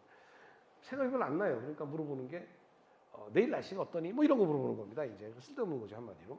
뭐 재밌는 영화가 뭐냐는 등, 뭐 어느 배우가 뭐 어떻게 잘 지내냐는 등, 뭐 이렇게 알아두고만 몰라두고만인 거, 내가 찾아보고 막 찾을 수 있는 거. 이제 그리고 저런 것들이 일반적으로 이제 그 딥러닝이라는 기술을 쓰기 때문에 많이 물어보고 공통된 질문에 대해서는 학습이 잘 돼 있는데 정말 내가 궁금한 나만의 문제에 대해서 알 수가 없어요, 제가. 아무도 가르쳐 준 놈이 없으니까. 그러다 보니까 여기서도 이제 그 양면이 있는 거죠. 저게 정말 똑똑하냐? 아니면 저 그냥 별 의미 없는 뻔한 거냐라는 거에 대한.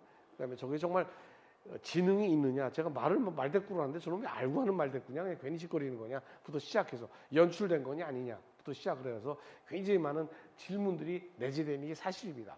그리고 뭐 대화형 이제 대화하는 챗봇이라는 것도 있는데 그게 정말 뭐 쓸모 있는데 이게 하는 건지 그냥 마구 집어던지는데 웃기니까 막 서로 대답하고 있는 건지 의미 있는 대답하는 건지라든가부터 시작해서 많은 질문의 여지가 있죠. 그러나 하나 확실한 거는 이런 것들이 독립적인 기계가 아니고 어떤 플랫폼이랑 연결되어 있다는 겁니다. 저거는 기가 지금 KT라는 플랫폼, 아마존에서 나온 거는 아마존이라는 이제 그 거대한 플랫폼에 묶여 있는 거죠. 그러다 보니까 이것을 플랫폼을 운영하는 사람 입장에서는 엄청나게 좋은 수단이에요. 이제 뭐 장사도 잘 되고 저거 이용하면 뭐 우리 저 구글 쓰다 보면 막 사고 싶잖아, 뭐 이것저것 자꾸 이런 식으로 해갖고 사람의 그 뭘 이렇게 자극하는 이런 요소가 있습니다. 프로액티브하게 원하지도 않았는데 보여주니까 괜히 견물생심이라고 사고 싶게 만들고 하는 이런 효과가 있는 겁니다. 이건 이제 그 뇌하고 그 이제 그 기계를 연결하는, 그래서 원숭이의 그 스컬을 이제 벗기고 거기다가 전극을 연결한 다음에 거기다 이제 여러 가지 장치를 달아서 또 그걸 로봇 팔하고 묶어놓은 한 얘기겠죠. 묶어놓고 그 다음에 이제 그 좀 지났더니 뭐 원숭이는 좀 이제 좀 모자라니까 자기 상황을 잘 몰라요. 어쨌든 간에 자다 깼더니 어쨌든 좀 이상한 거야, 느낌이. 근데 앞에 자꾸 먹을 거 주니까 먹으려고 하는데 이 팔이 처음에 지 맘대로 움직이다가 어느 날 원숭이의 의지대로 움직이더라. 이제 바이오 피드백이라고 하죠. 그런 거 보고. 이렇게 되는 실험을 원숭이로 대상을 한 거죠. 이건 목표가 뭐냐면 사람의 뇌와 기계를 어떤 의사를 전달할 수 있게 하는 거예요. 이거 어떻게 보면 누림 테크놀로지입니다. 사실 보면. 그러니까 뭐 여러분 그런 상상 많이 하잖아요. 앞으로 뭐 여기다 꽂아갖고 영어 단어 같은 거 다 그런 거 외우는 거 쓸데없이 말이야. 나는 생각만 하고 뭐 외워야 되는 거 저절로 톡 알았으면 좋겠다. 뭐 이런 거.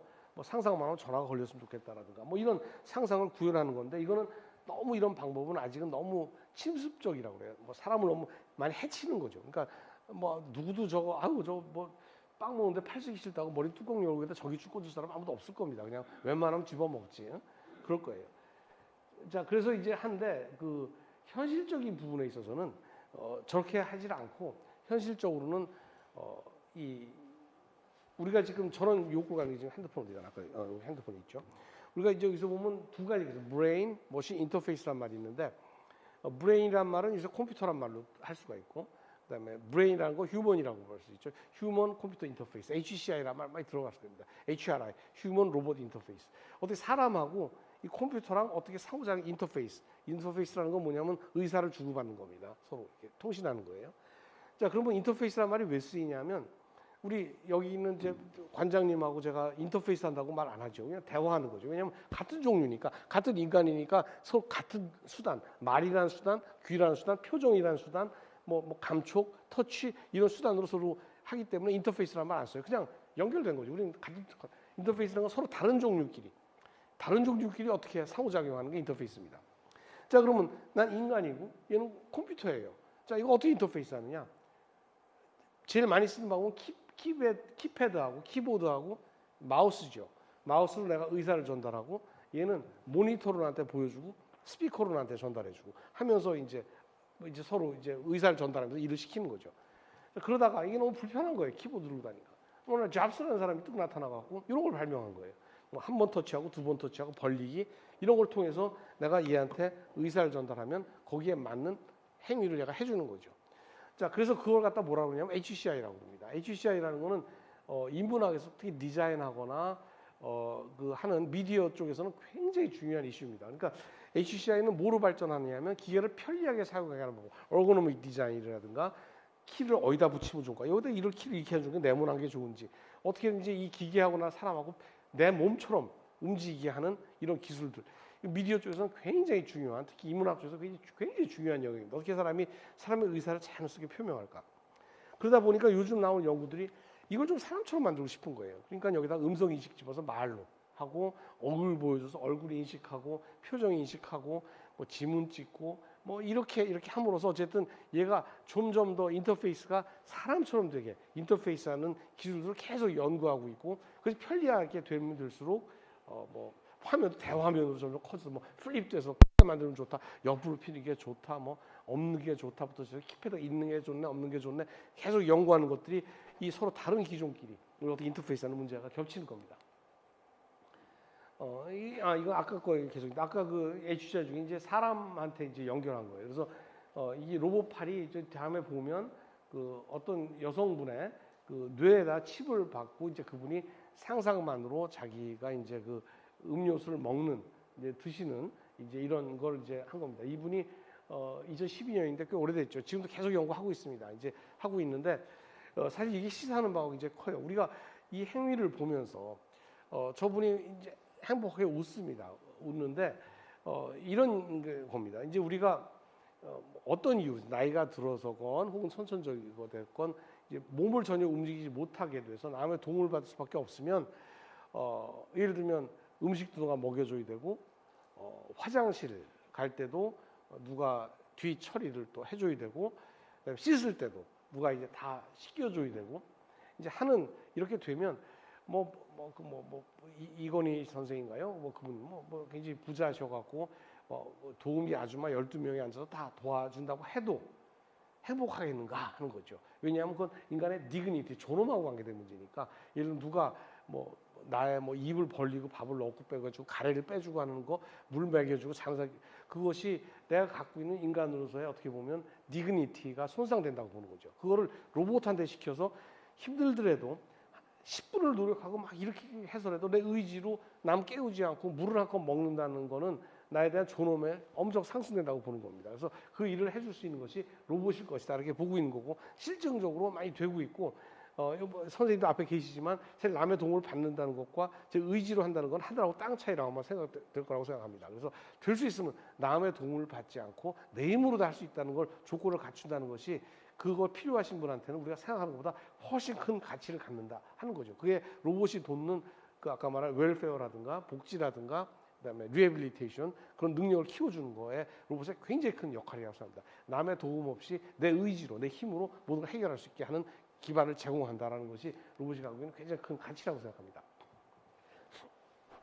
이건 힘 증강 로봇이죠. 그래서 이거는 힘을 제대로 쓸 수 있는 비장애인들이 저거를 착용하면 이 힘이 10배, 20배 세질 수 있다. 저것도 이제 목표는 군사 쪽에서 많이 이제 생각하고 있고, 그다음에 이제 실제 산업체에서도 많이 관심이 있는데 아직은 연구 단계라고 보시면 됩니다. 아직은 저거 입었을 때 힘이 세지고 하는 효과대 거치장스럽고 내 의지대로 잘 안 움직이는 거를 갑갑하게 느끼는 거, 이 두 개의 밸런스가 아직 좀 불편한 쪽이 더 많은 거죠. 생각처럼 힘이 세지지만 어떤 막 이 거꾸로 작동해서 막 비틀 수도 있고 막 반응이 느릴 수도 있고 그 의지를 어떻게, 그것도 인터페이스 문제입니다. 저 기계한테 사람의 의지가 어떻게 잘 전달되겠나. 그래서 여러 가지 연구를 해요. 센서 근육에 막 긴장도 측정하고 근전도도 하고 뇌파들을 하고 별짓 다 하는데 아직은 그만큼 성과가 있는 것 같지는 않다. 아직 연구 중이라고 보면 됩니다. 그다음에 카이스트에서 최근에 그 사이베틀론이라는 데서 우리 공경철 교수님께서 이제 1등을 하셨죠. 그 장면입니다. 그래서 우리 이제 이거 작년에 했던 이제 시합 장면인데 저기 계신 분이 성함이 좀 기억 안 나는데 제가 만나뵀었는데 저분은 제가 그분 이제 완전 하지 100% 제로 근육입니다. 그래서 하지를 전혀 쓰지 못하는 1등급이라고 그래야 되나요? 어쨌든 그런 특수 장애를 가지신 분이에요. 그래서 척수 이하는 전혀 못 움직이신 분이고 다리는 근력이 제로인, 신경도 제로인 분입니다. 거기다 이제 인공 저걸 힘 증강을 이제 부착해서 그다음에 이제 자기 힘으로 이제 손으로 물론 이걸 해서 조절을 하죠. 해서 걷는 거를 지금 시연을 해서 이제 주어진 목표에 도달하는 것인데 아직은 저게 이제 쓸 만큼 안전성이 확보 안 된 게 문제입니다. 말 저렇게 하다가 저분이 쓰러지거나 할 때 저걸 보완할 수 있는 방법이 없는 거예요. 그냥 큰 사고로 이어지기 때문에 지금은 걸을 때 안전 요원이 거의 1m에서 거의 이렇게 보호하다시피 하고 있고 그래서 지금은 저건 제한되는 환경 속에서 저런 분들의 이제 남아 있는 근력을 키우거나 하는 이제 이런 효과. 그래서 재활 목적으로는만 쓰이고 있습니다. 현재 그러면서 저런 시도가 많이 있다는 걸 제가 말씀드리도록 하겠습니다. 이건 수술 로봇이죠. 수술 로봇. 수술 로봇. 수술 로봇은 이제 그야말로 이제 수술하는 로봇인데 저거는 저게 뭐 수술하는 건 아니고 의사 선생님 손끝에 따라 움직입니다. 움직여서 이제 수술하는데 뭐 저기 여러 가지 시사점이 많은데 좋은 점이 많이 있죠. 많이 있는데 저것의 가장 큰 단점이랄까 극복해야 될 점은 의사 선생님의 손끝이 아주 정교하게, 그러니까 스케일링이라고 그러는데 모션 스케일링, 정교하게 아주 이렇게 큰 손이 조그맣게 움직이면서 작업하고 그다음에 눈으로 아주 스테레오 가글을 보고 그다음에 우리가 복부를 통과할 때 전립선 수술인데 저게 보통 전립선 수술하려고 하면 절개를 많이 하고 나중에 복구하고 나면 후유증이 오래 가서 뭐 막 기저귀 차고 다니고 잘못하면 임포텐스가 될 수도 있고 이런 문제가 있다고 그래요. 근데 저걸 하게 되면 거의 뭐 술 끝나고 딱 하고 두 바늘만 꼬매면 이제 원상 복구가 되기 때문에 편리하다고 말하는데 그래서 이제 의사가 편리하게 할 수 있죠. 근데 하나 느끼는 건 뭐냐면 내 손끝에 감촉을 느끼지 못한다는 거예요. 저쪽에 뭐 행위를 해도 내 손끝에 미묘한 감촉을 느끼지 못하니까 한계점이 있는 거죠. 그래서 그걸 갖다 일방향입니다. 단방향, 원웨이. 그다음에 저쪽에 있는 감촉까지 느낄 수 있는 투웨이, 양방향이라고 말을 해요. 그래서 이쪽에서 느낄 수 없는 감촉을 내가 느끼게 하는 기술을 우리가 전문용어로 햅틱 기술이라고 해요. 햅틱 기술. 들어봤을 겁니다. 햅틱 기술. 없는데 있는 것처럼 느끼는 기술. 예를 들면 이 전화기가 이렇게 바뀌었는데 키패드가 없잖아요. 근데 누르면 키패드가 있는 것처럼 느끼고 싶어요. 그게 햅틱 기술입니다. 그래서 이게 누를 때 뜨깍뜨깍 하는 느낌, 그다음에 소리가 삑삑 나는 느낌, 그래서 마치 키패드가 없는데도 있는 것 같은 착각을 불러일으키게 하는 물리적으로 존재하지 않는 있는 거. 만일 여기에 없는데 이렇게 만졌더니 있는 감촉을 느끼게 하는 장치, 이런 걸 다 햅틱 기술이라고 말해요. 그러니까 아바타라는 영화를 보면 로봇가 원격에 있지만 그 원격에 있는 로봇을 내가 움직일 수 있어요. 움직일 때 그 로봇의 감촉을 내가 못 느끼면 어떤 상황이 일어나는지 알 수가 없습니다. 이렇게 움직여 이렇게 하다 이렇게 했어 나는 했는데 뻥쳐서 옆 사람이 나가 떨어졌어. 난 몰라요. 감촉이 없으니까. 혹은 내가 벽을 밀어가고 로봇가 쓰러졌어요. 난 몰라요. 내가 저쪽 감촉을 모르니까. 그러면 저쪽 감촉을 느끼기 어떻게 하겠느냐. 그것이 공학적으로는 마스터 슬레이브 기술, 양방향 제어 기술, 햅틱 기술 여러 말을 쓰이고 있지만 로봇에서는 굉장히 오래된 30년 넘은 연구 과제입니다. 연구 과제. 어떻게 이쪽 감촉, 운동을 절로 전달하면서 힘까지도 내가 전달받으면서 똑같이 느낄 수 있을까 하는 그것들. 그것이 로봇의 굉장히 중요한 연구고 그것이 안 됐기 때문에 로봇이 확산 안 되는 벽에 딱 막힌 부분이 있습니다. 사실은. 그것만 되면 많이 쓰일 텐데 그게 안 돼서 못 쓰는 부분이 벽처럼 막혀 있는 부분이 있는 게 사실입니다. 공장 자동화죠. 이 로봇은 이런 건 잘해요. 뭐 이렇게 눈 감고 하는 거 잘하는데 이런 것도 사람이 하고 있죠. 이런 거 무지하게 못해요. 그래서 로봇 공장 가보면 공장 현대 자동차 가보면 샤시 공정, 페인트 샤시는 하네스 공정은 100% 사람. 그렇습니다. 100% 아니겠죠. 크게 말해서 그렇다는 뜻입니다. 어쨌든 간에. 자, 그래서 여기서 뭐 로봇 같은 게 도움을 받아요. 기계 장치에 도움을 받으나 결국 사람이 미묘한 감촉으로 일을 하는 거지 그냥 로봇이 자동으로 하는 건 아니다 하는 얘기입니다. 그래서 그럼 왜 이걸 저렇게 못하느냐. 로봇이 아까 말했듯이 어떤 감촉을 느끼면서 미묘하게 하는 일을 로봇 잘 못해요. 예를 들면 이런 거 이제 뭐 이렇게 쓰고 있는데 이게 빗자루질이라고 말하는 겁니다. 우리는 눈에 그다음에 양팔 작업, 두 팔로 이렇게 박스 잡는 거. 저거 우리는 박스 잡으러 애들도 잡아요. 뭐 떨어지지 않게 힘을 적당히 주죠. 로봇은 양팔로 힘을 조절하면서 하는 것 같은 것들 굉장히 어렵다. 종이접기 같은 거 어렵다. 지금 보는 게 뭐 박스 두 손 들기, 종이접기, 빗자루질을 봤는데 저게 정말 박스 종이접기 하는 거냐? 저게 종이접기라는 걸 이해하고 로봇이 한 행위냐? 아니라는 거죠. 로봇은 단지 이렇게 하고 있는데 그새 조기가 끼겨 있으니까 접히는 것뿐이지 저게 정말 접혀갖고 제대로 되는지 사람은 접다 안 접히면 3번도 하고 안 되면 침 발라서도 하고 왜냐하면 사람은 접는다는 행위를 이해하고 있기 때문에 접는다는 행위고 그 행위를 하기 위한 결과가 손을 움직이는 건데 쟤는 그냥 손만 이렇게 하고 있다고 가르쳐준 것뿐이지 거기서 무슨 일이 일어나는지 아무것도 모른다. 알파고가 바둑을 둔다고 말하지만 그게 바둑 두는 건 몰라요. 바둑이 뭔지도 몰라요. 그냥 아무것도 몰라. 막 계산 딥러닝 결과에서 이거 툭 던져놓는 거고 그러다 보니까 우연히 이기는 거고 이겼다고 생각되는 거지 그것도 얘는 이겼는지도 모르죠. 그냥 자기 숫자로 1 나오면 이겼구나라고 또 다시 그거 반복하는 것 뿐인 거죠. 그것에 의미를 부여하는 거 바둑이라 행위라고 이해하는 건 사람인 거지 얘는 아무것도 모르는 겁니다.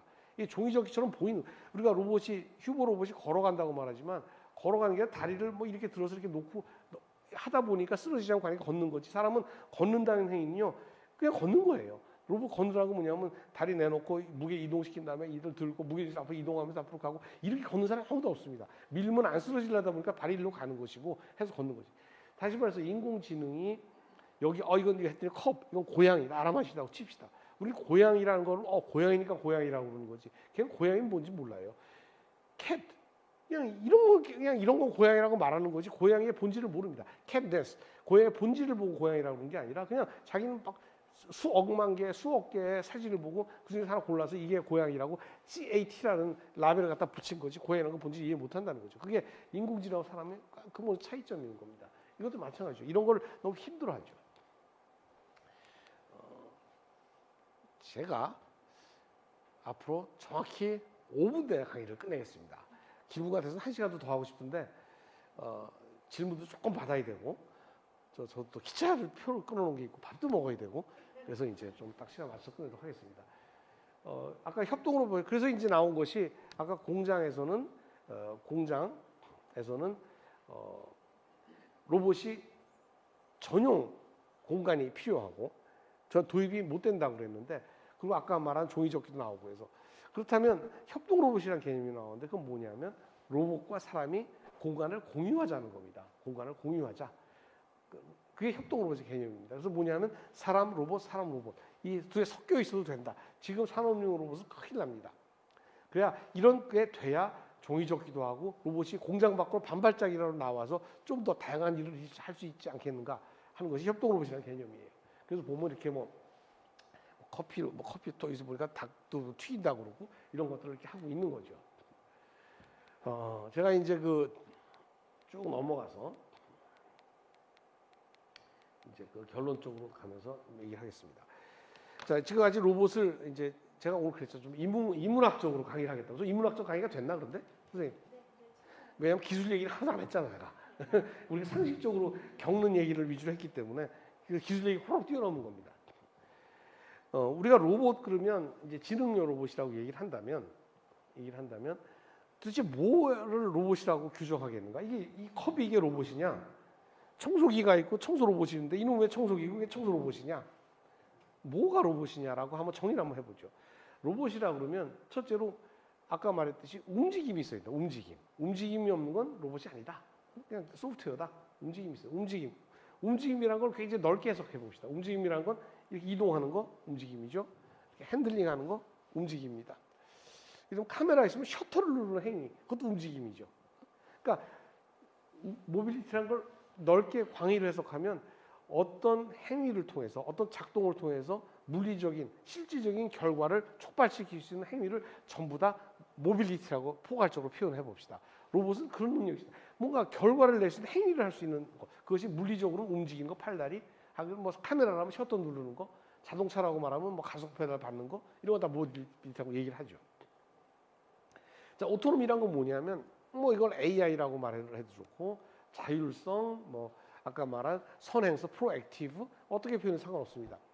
스스로 판단할 수 있는 능력, 자, 이 두 가지가 합쳐지면 우리가 뭐라고 그러냐면 지능 있는 로봇이다 이렇게 얘기를 해봅시다. 뭐 지능이라는 걸 어떻게 정의하는 거 그거 다 뒤집어 놓고 그냥 우리가 표현을 한번 해봅시다. 이거 뭐 인텔리전트라는 말 썼으니까 저는 사실 별로 이 말 좋아하지는 않아요 개인적으로. 어쨌든 그러나 우리 많이 쓰이는 말이니까 써봅시다. 자, 청소 로봇을 한번 보죠. 이런 행위를 한번 보면 스스로 알아서 돌아다니면서 움직이면서 청소를 하는 기계. 뭐 그렇게 말할 수 있겠죠. 스스로 알아서 움직이면서 돌아다니면서 청소하는 기계. 이 스스로 알아서란 말이 오토노미. 자기가 갈 길을 판단. 내가 안 가르쳐줘도 지가 알아서 그냥 다닌다. 오케이. 지능적인 행동이야. 뭐 지능이 있건 없건 간에 행동은 지적으로 보이는 거죠. 오케이. 자, 오토노미. 움직이면 돌아다니면서 실제 움직이잖아요. 모빌리티. 자, 됐네. 그다음에 청소라는 기능, 실제 일을 하죠. 뭐 두 가지가 있으면 장난감이겠지만 실제 일을 하죠. 사람을 기쁘게 해주는 것도 행위일 수 있죠. 자, 그럼 이걸 이제 정의를 한다면 이걸 구현하는데 두 가지 방법이 있어요. 하나는 뭐냐면 정말 저런 기계를 만드는 겁니다. 아, 로봇을 만든 다음에 내가 이렇게 꿀 따는 로봇 만들어서 거기다 뭐 지가 알아서 꿀병도 찾고 자르기도 하면 꿀 따는 로봇 이렇게 붙이면 돼요. 자, 로봇입니다. 꿀 따는 로봇, 뭐 드럼 치는 로봇도 만들 수 있고 다 만들 수 있겠죠. 자, 이게 방법 하나 있고 두 번째는 뭐냐면 기왕에 있는 장치에다가 이런 두 기능을 집어넣는 겁니다. 기왕에 있는 거. 자, 대표적인 게 자율운전차라고 생각하면 돼요. 자율운전차는 자동차가 있어요. 있는데 거기다가 오토노미, 인공지능을 넣습니다. 어떤 인공지능이냐? 아, 이건 사람이다, 길이다, 나무다 이런 걸 판단할 수 있는 권한을 주는 겁니다. 내가 안 가르쳐줘도 아, 이건 길이네요. 내가 뭐 구체적으로 뭐 길이라고 물어보지 않아도 지가 아, 이길이구나, 이건 사람이구나, 이건 가도 되는데 안 되는데 이걸 판단할 수 있는 자율 능력을 주는 겁니다. 첫째. 두 번째, 거기다 더 큰 권한을 주죠. 핸들하고 가속도를 브레이크를 잡을 수 있는 권한을 줍니다. 모빌리티죠. 그렇죠? 여기서 모빌리티라는 건 엔진을 말하는 게 아니라 핸들을 돌리고 가속 페달을 밟고 브레이크를 밟을 수 있는 권한을 줍니다. 자, 그러면 이 두 조건을 충족했습니까? 안 했습니까? 했죠. 이럴 때 우리가 로봇화됐다 이렇게 말할 수 있을 겁니다. 이 자동차는 로봇화된 것이다. 로봇은 아니지만 로봇 기능이 들어가서 로봇화됐다, 지능화됐다. 우리 이거 말하면 자율운전차다, 혹은 뭐 자율운전 보조차다.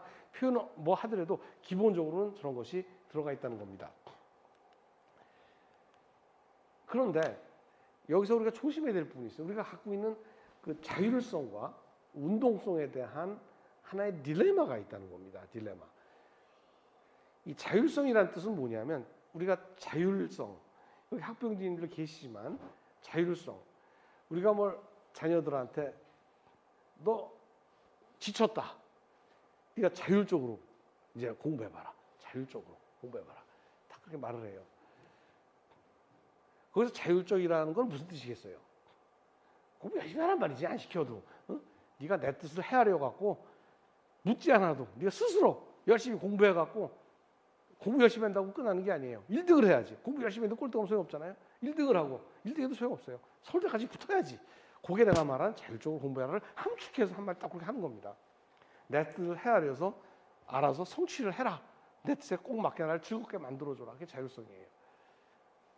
근데 우리 학부모님들 계시겠지만 자녀한테 너 이제 자율적으로 공부해, 딱 말하는 순간 아들은 아마 그럴 겁니다. 그게 내가 원하던 거였다. 내가 원하던 거였다. 이제 정말 자율적으로 하겠습니다. 첫 행위가 뭐냐? 일단 2시간쯤 자야지. 일단 자고 깨면 이제 한 2시간쯤 게임을 하고 친구하고 채팅도 하고 밥 먹고, 이제 왜냐하면 공부를 하려면 모두 유혹이 다 없어져야 돼요. 아, 이 잡념이 있으면 안 되잖아요. 잡념을 다 떨치기 위해서 다 정리를 하고 잡념을 딱 덮고 이제 공부를 하고 연필을 딱 들었는데 엄마가 딱 들어오더니 임마 너 자율적으로 하랬더니 이게 네가 자율적으로 하는 거냐?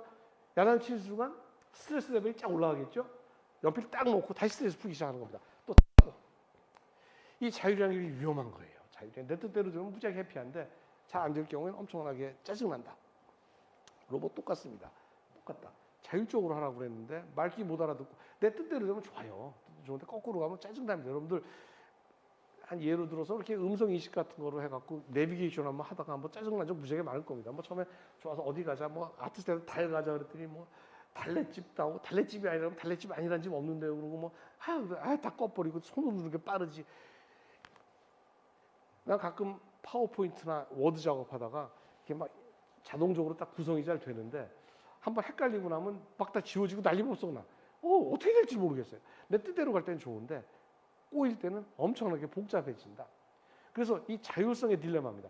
많이 권한을 주고 나면 편한 점도 있지만 꼬일 때는 대책이 안 서는 이 딜레마. 어디까지 허용할 것이냐. 그래도 키패드 다 없애고 음성인식 100% 해놨더니 못 알아들어. 뭐 헤매. 어떡할 거야. 그러니까 그렇다고 다 키패드로 청소기가 왔다 갔다 하는 게 짜증나. 아유, 저기 확까지. 그래서 리모컨을 졸졸 따라다니면서 몰고 다니면 더 짜증나죠. 그냥 왔다 갔다 하는 거 좀 포기하고, 아, 좀 멍청하니까. 어디서 컴프로마이즈 할 것이냐 하는 이 문제입니다. 이게 오토노미의 딜레마입니다. 모빌리티의 딜레마. 움직임이란 건요, 빠르고 힘센 게 좋은 거예요. 빠르고 힘센 게 좋은 겁니다. 무조건 좋아요. 빠르고 힘센 게. 근데 뭐냐? 빠르고 힘센 거는 굉장히 위험하다. 너무 위험합니다. 다 사고 나요.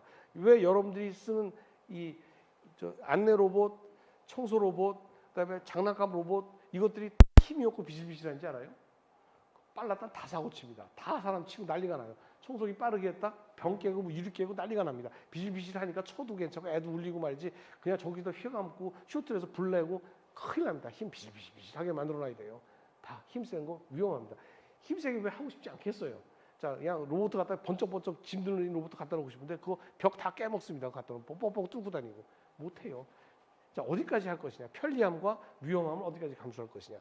그것이 이 각국 딜레마입니다. 문제는 뭐냐면 이 로봇이라는 거의 본질이 아까 말했듯이 모빌리티와 오토노미가 같이 있는 거라고 그랬는데 둘이 섞여 있는 거라고 그랬는데 이 모빌리티도 위험하고 오토노미도 위험한 걸 같이 섞어 놓고 나면 그래서 극단적으로 1억까지 수준을 올려버리고 나면 그걸 뭐라고 말하냐면 킬러 로봇이라고 그러는 거예요. 킬러 로봇. 위험합니다. 사람도 이렇기 때문에 위험한 거예요.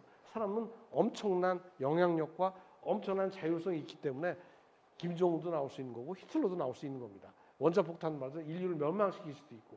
그래서 어떻게 해주냐면 일반적으로 힘이 센 사람한테는 힘이 세지면 자율성을 엄청 억제시킵니다.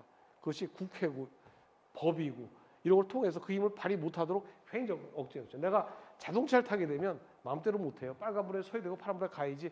자동차 타고 뭐 길거리 올라가고 앞에 사람 재밌다면 쳐볼까 푹 받고 이거 못합니다.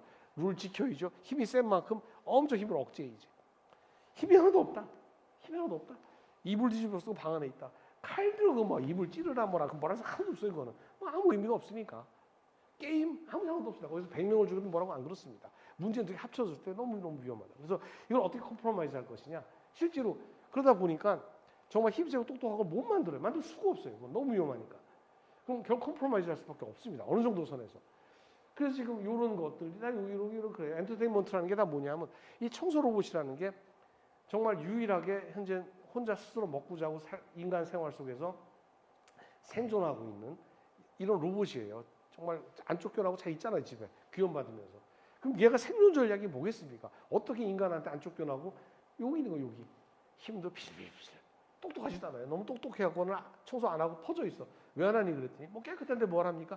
이런 거 아닌 거지. 그냥 막 무식하게 다녀야지. 왔다 갔다 안 시켜도 좀 갑갑하지만 이 두 가지 말로 제가 오늘 강연을 마치도록 하겠습니다. 많은 시사한 바가 있어서 생각합니다. 감사합니다. 경청해 주셔서. 우리 집 청소기는 가끔씩 현관 밖으로 다치고 마스크 써서 하나도 안 들려요. 오늘 정말 좋은 강의를 해주신 오수주 교수님께 다시 한번 네, 감사합니다. 질문이 있으신 분 딱 한 개만. 딱 하나만 다 하나만. 제일 먼저 드신 분 선생님. 선생님 오늘 강의 잘 들었습니다. 근데 아까 그 공사 로봇 중에 지뢰 제거하는 그런 로봇이 있습니까? 아직은 없어요. 연구하고 있습니다. 예. 그리고 원자로 이런 데 들어가서 작업할 수 있는 로봇도 있어요. 굉장히 많이 연구하고 있습니다. 연구 그러니까 지금 말씀하신 정말 공부 많이 하신 것 같아요. 사실 로봇 쪽에서 하는 굉장히 큰 연구 중에 하나가 원자로 안에 방사능 속에서 들어갈 수 있는 연구인데 굉장히 어려워요. 굉장히 어려워서 아직도 연구 중이고 부분적으로만 조금 시도하고 있고 지뢰적 로봇도 연구 굉장히 많이 하고 있습니다. 근데 아직은 지뢰 찾는 기술도 없고 찾지를 못해 뭐 찾아야 버릴 때 탐지 기술도 없고 그래갖고 지뢰 탐지부터 탐지가 돼야 그다음에 제거를 하는데 감사합니다. 예, 아니요 오늘 지금 차시간 있으셔가지고 이 질문을 마쳐야 될 것 같습니다. 예, 오늘 한 해 동안 우리 자가블록 경기도에서 각각 오늘로서 나가는 해입니다. 내년에 더 좋은 또 아주